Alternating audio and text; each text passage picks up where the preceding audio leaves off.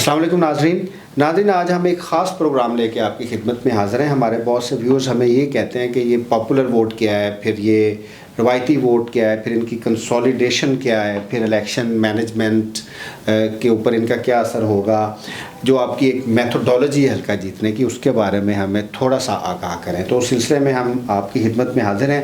ہمارے ساتھ طاہر مقصود چھینا صاحب ہیں جو ریپبلک پالیسی آرگنائزیشن کے صدر ہیں، اور ہمارے ساتھ ملک عبداللطیف صاحب ہیں جو ڈائریکٹر ایڈمن ہیں ریپبلک پالیسی آرگنائزیشن کے۔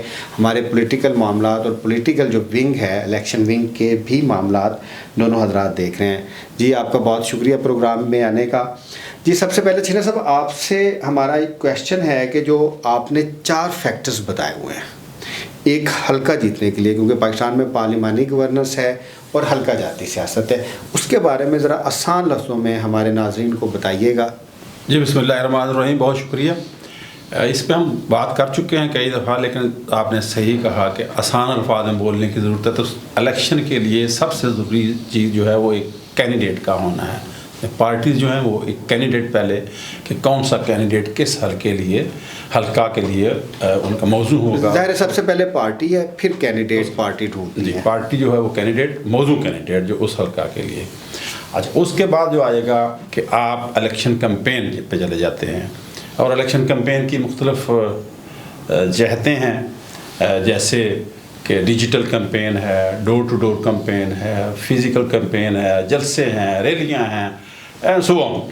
تو یہ ہے، اور اس کے بعد جو آخری ہے وہ ہے الیکشن ڈے مینجمنٹ، کہ جو الیکشن والا دن ہے اس دن جو کینڈیڈیٹ ہے، جو پارٹیز ہیں، وہ اپنے ووٹر کو کتنی آسان طریقے سے جو ہے وہ پولنگ اسٹیشن پہ لے جاتے ہیں تاکہ وہ ووٹ کاسٹ کر سکیں۔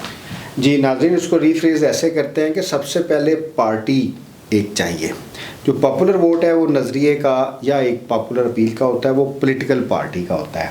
اس کے بعد امیدوار جو ہے اس کا دھڑے کا ووٹ ہوتا ہے، پینل کا دھڑے کا ووٹ ہوتا ہے، جو اس کا ذاتی ووٹ بینک ہوتا ہے، جسے ہم روایتی ووٹ کہتے ہیں۔ پر الیکشن کیمپین پارٹی کے پاپولر ووٹ کو اور امیدواران کے دھڑے کے ووٹ کے لیے زیادہ ضروری ہوتی ہے۔ اچھی الیکشن کیمپین پاپولر اور دھڑے کے ووٹ کو بڑھا سکتی ہے، اور جو ایک ناکام یا لاغر الیکشن کیمپین ہے وہ کم کر سکتی ہے۔ اس کے بعد جو ہے وہ ووٹنگ ڈے مینجمنٹ ہے، کہ کیمپین کے بعد جو انٹینشنز ہیں لوگوں کی وہ ووٹ میں کاسٹ ہوتی ہیں یا نہیں۔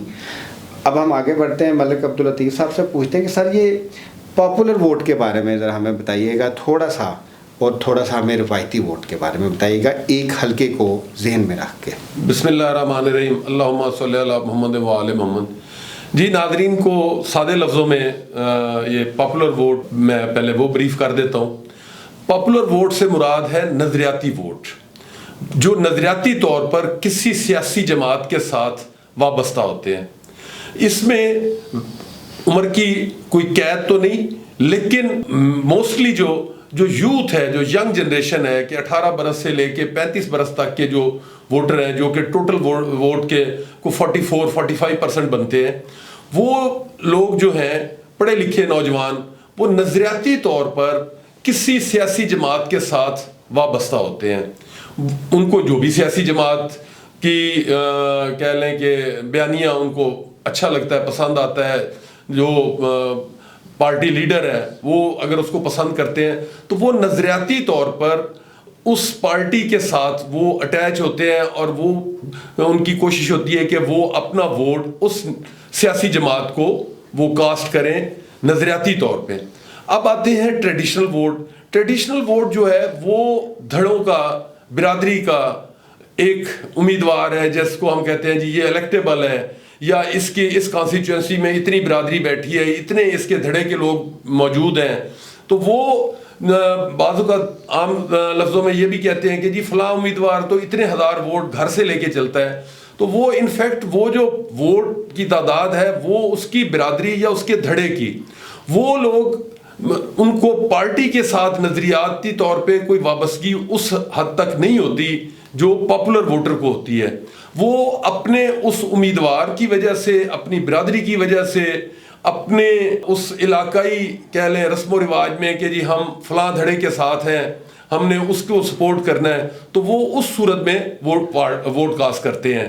تو یہ جو ریپبلک پالیسی نے پاپولر ووٹ اور ٹریڈیشنل ووٹ کا کنسیپٹ جو اپنے سروے کے دوران لوگوں کی رائے معلوم کر کے وہ انٹروڈیوس کروایا کہ پاپولر ووٹ میں نظریاتی کہہ لیں کہ جو نظریاتی طور پر کسی سیاسی جماعت کے ساتھ وابستہ ہوتے ہیں.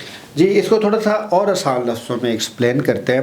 چنہ صاحب ہماری یہ روایت رہی ہے 1985 سے جب غیر جماعتی انتخابات ہوئے پاکستان میں تو اس کے بعد دھڑے بن گئے, لوگوں کی کنسیڈریشنز اور ہو گئی, لوکل گورنمنٹ کے الیکشنز نہ ہوئے تو لوکل گورنمنٹ کے دھڑے بھی ہماری جو مین پالیٹکس تھی اس میں آ گئے.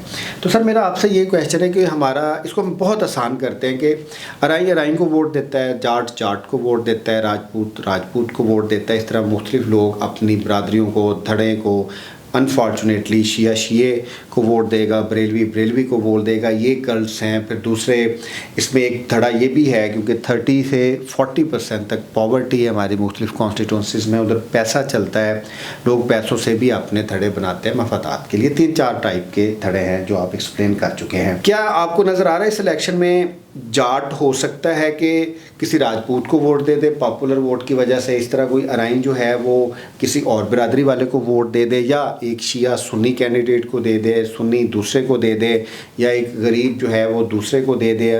اس طریقے سے آپ سمجھتے ہیں کہ کوئی چینج آ رہی ہے؟ دیکھیں جی 1985 کی جب بات کی تو وہ جس طرح کا الیکشن ہوا تمام لوگوں کے علم میں ہے کہ اس وقت تو غیر جماعتی الیکشن ہوئے تھے, اور اس غیر جماعتی الیکشن نے پروموٹ کیا جو دھڑوں کی سیاست ہے اس کو. اور آپ دیکھیے اس وقت الیکشن کمیشن آف پاکستان کے پاس 185-180 کے قریب جماعتیں رجسٹرڈ ہیں, بٹ جو اس وقت الیکشن میں ہیں وہ آپ کو 12-15 نظر آئیں گی, جن میں سے بڑی جماعتیں جو ہیں وہ ظاہر ہے پاکستان تحریک انصاف ہے, وہ ہے الیکشن میں تو نہیں بٹ پارٹی تو موجود ہے. پاکستان مسلم لیگ نون ہے, پیپل پارٹی ہے, MQM ہے سندھ میں, اور جماعت اسلامی ہے, مولانا فضل الرحمان صاحب کی جو ہے وہ JUI ہے. تو یہ چند کی جماعتیں آپ کو 10-12-15 نظر آئیں گی. سو باقی جماعتیں ہیں وہ آہستہ آہستہ ختم ہو گئیں. اسی طرح میں یہ سمجھتا ہوں کہ جب الیکشن مسلسل ہوں گے, تواتر کے ساتھ ہوں, تو جو دھڑوں کی سیاست ہے وہ with the passage of time eliminate ہو رہی ہے, ختم ہو رہی ہے.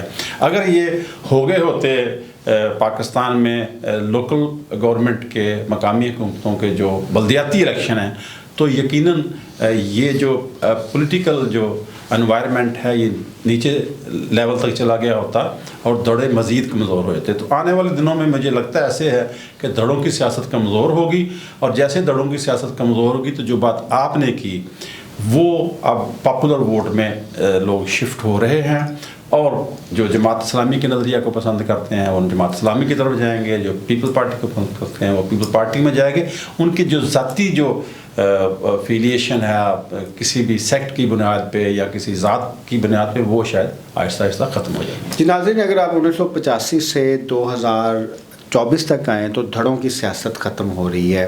ریپبلک پالیسی کی تحقیق کے مطابق پنجاب میں صرف 3 کانسٹیٹوئنسی ایسی ہیں جس میں الیکٹیبلز ہیں جن کو پارٹی کی ضرورت نہیں ہے. 138 سیٹوں میں ان کو مختلف شرح سے کہیں 10%, کہیں 50%, کہیں 20% اور کہیں 70% تک پارٹی کی ضرورت ہے. ملک صاحب آخری کویشچن ہے آپ سے, آپ ذرا بتائیے گا کہ دھڑوں کو ختم کرنے میں نوجوانوں کا, پڑھی لکھی خواتین کا, پڑھی لکھی جو پبلک ہے اور جو مڈل کلاس ہے اس کا کیا رول ہو سکتا ہے؟ دیکھیے بات یہ ہے کہ یہ اویئرنیس جو ہے وہ ظاہر ہے اب سوشل میڈیا کے تھرو بھی اویئرنیس بہت زیادہ ہے, اور جو پڑھا لکھا نوجوان ہے اور پھر جو کہہ لیں کہ جو بے شک سرکاری یا غیر سرکاری کوئی پرائیویٹ جاب کرتا ہے وہ تھوڑا کہہ لیں فائنانشلی بھی انڈیپینڈنٹ ہوتا ہے, تو وہ پھر دھڑے بازی کی جو سیاست ہے اس سے وہ باہر آ جاتا ہے. کیونکہ جو ہماری یوتھ ہے, جو پڑھے لکھے نوجوان ہیں, وہ اس موروثیت کو ڈس لائک کرتے ہیں کہ وراثت کے طور پہ کہ باپ کے بعد بیٹا, بیٹے کے بعد آگے اس کا بیٹا, یا فیملی کے اندر ہی لوگ آگے آ رہے ہیں. وہ انفیکٹ اپنے دھڑوں کی بنیاد پر وہ سیاست میں حصہ لیتے ہیں.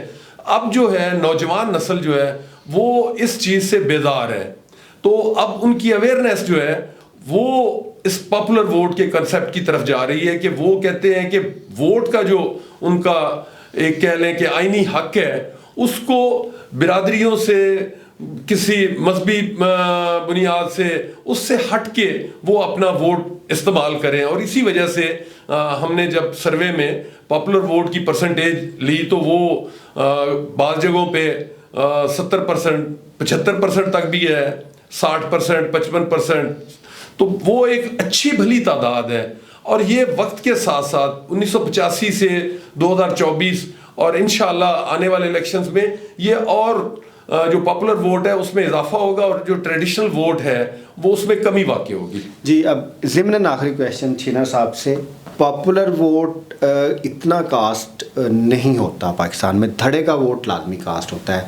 اب جو برادری کا آدمی ہے اس نے ووٹ لازمی دینا ہے, جو دھڑے کا آدمی ہے اس نے ووٹ دینا ہے. اب جس نے پیسے لیے ہوئے ہیں وہ اس نے ووٹ دینا ہے. پیسوں کی ہم بات اس لیے کر رہے ہیں کہ انفارچونیٹلی 15 سے 20% پاکستان کے حلقوں میں ووٹ خریدا جاتا ہے. اب جو دھڑے کے مفادات ہیں اس کی اکاؤنٹیبلٹی کینڈیڈیٹ نے کرنی ہے کیونکہ اس نے پیسہ بھی لگایا ہے, اس کی برادرانہ تعلقات بھی ہیں, باقی بھی ہیں. پاپولر ووٹ کی اکاؤنٹیبلٹی نہیں ہوگی, وہ اس کے ضمیر نے کرنی ہے. تو لوگ ریلیکس رہتے ہیں, پاپولر ووٹ کاسٹ نہیں کرتے جب تک ایک بنیادی ویو نہ آئے. اس کے بارے میں بات کیے کہ پاپولر ووٹ کو اس طرح مضبوط کیسے کیا جا سکتا ہے کہ وہ بیلٹ کے اوپر جائے اور ووٹ کاسٹ کرے. جی بالکل آپ نے صحیح کہا کہ جو روایتی ووٹ ہے وہ ظاہر مفاد ہے اس کینڈیڈیٹ کا, اس ایک دھڑے کے ساتھ, تو وہ زیادہ محنت کرتے ہیں. پھر وہ دھڑے کا جو بھی چھوٹا دھڑا ہے یا بڑا دھڑا ہے اس کا ایک سربراہ ہوگا, ایک چودھری ہوگا, وہ اسی کو کانٹیکٹ کرتا ہے اور وہ سارے کے سارے ووٹ جو ہے وہ کاسٹ کرتا ہے. جو پاپولر ووٹ ہے اس کا یہ ہے کہ جو وہ چونکہ پارٹی کے لیڈر یا پارٹی کے نظریہ کے ساتھ ہوتے ہیں, سو ایز سچ ان کو پابند اس طرح نہیں کیا جا سکتا جس طرح دھڑے کو کیا جاتا ہے. تو اس کا صرف ایک ہی حل ہے, اویئرنیس. ابھی جو پولیٹیکل پارٹیز نے اپنے مینیفیسٹو پیش کیے ہیں, منشور دیے ہیں, تو جو پڑھے لکھے لوگ ہیں وہ اس کو پڑھیں گے اور فیصلہ کریں گے. سو بنیادی چیز جو ہے وہ اویئرنیس ہے اور تعلیم ہے. جیسے جیسے تعلیم بہتر ہوگی, اویئرنیس آئے گی, اور جو پارٹیز کے پولیٹیکل پارٹیز کی جو منشور ہیں وہ لوگوں تک پہنچیں گے, تو یہ لوگ خود بخود جو ہے الیکشن ڈے پہ جو ہے پولنگ اسٹیشن کی طرف آئیں گے. جی چھینا صاحب آپ کا اور ملک صاحب آپ کا بہت شکریہ. ناظرین, آج ہم نے اپنی میتھڈولوجی کے بارے میں آسان لفظوں میں بات کی, امید ہے آپ کو سمجھ آ چکی ہوگی.